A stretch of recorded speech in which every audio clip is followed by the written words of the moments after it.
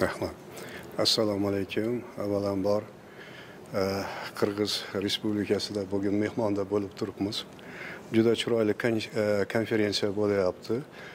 Qirg'iziston Respublikasining konstitutsiyasining 30 yilligiga bag'ishlangan konferensiya.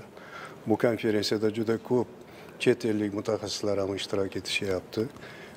Yaxshi va bugungi kunga dolzarb bo'lgan juda ko'p konstitutsiyaviy odil sudlovni yanada kuchaytirish bo'yicha masalalar ko'tarilyapti. Biz uchun juda muhim masalalar bu.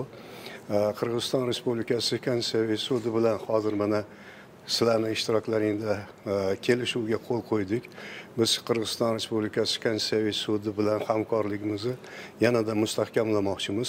Chunki hozirgi kunda Markaziy Osiyo davlatlarini hamkorligi ham juda yaxshi yo'lga qo'yildi. Mana muhtaram prezidentlarimizni eslaringizda bo'lsa, yaqin kunlarda shu yerda uchrashuvlari bo'ldi. Bu uchrashuvlar va hamkorlik yana kundan kunga mustahkamlanib boryapti. Bu hamkorliklarni davomi sifatida mana konstitutsiyaviy sudlar ham hamkorlikni yaxshi yo'lga qo'yishdi. O'ylaymanki, bu qilayotgan ishlarimiz hammasi bizning xalqlarimizni kelajagi uchun, ularning baxti saodati uchun va har bitta davlatda qonunlarning ustuvorligi va konstitutsiyaning ustuvorligi uchun juda yaxshi xizmat qiladi degan fikrdaman.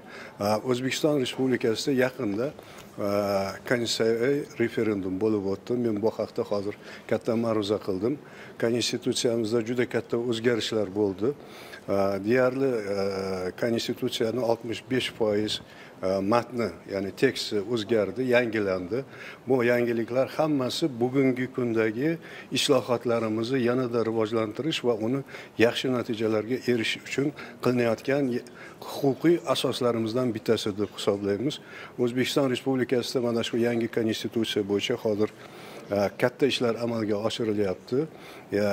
9-iyul kuni O'zbekiston Respublikasi prezidentining navbatdan tashqari saylovlari ham bo'lib o'tadi. Hozir shu saylovlarga katta tayyorgarlik ishlari ketyapti. 4 ta nomzod prezidentlik uchun kurashni davom ettirishyapti.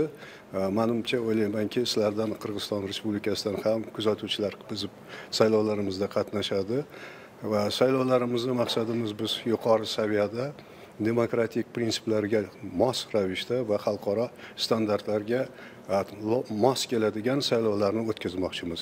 Mana shu ishlarni hammasini men o'ylaymanki, mana shu yangi konstitutsiyamizni natijasi deb hisoblasak bo'ladi. Men sizlarga, Qirg'iz xalqiga muvaffaqiyat tilamoqchiman.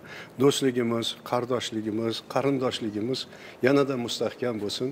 Chunki biz bir xalqmiz, bir hududda yashaymiz.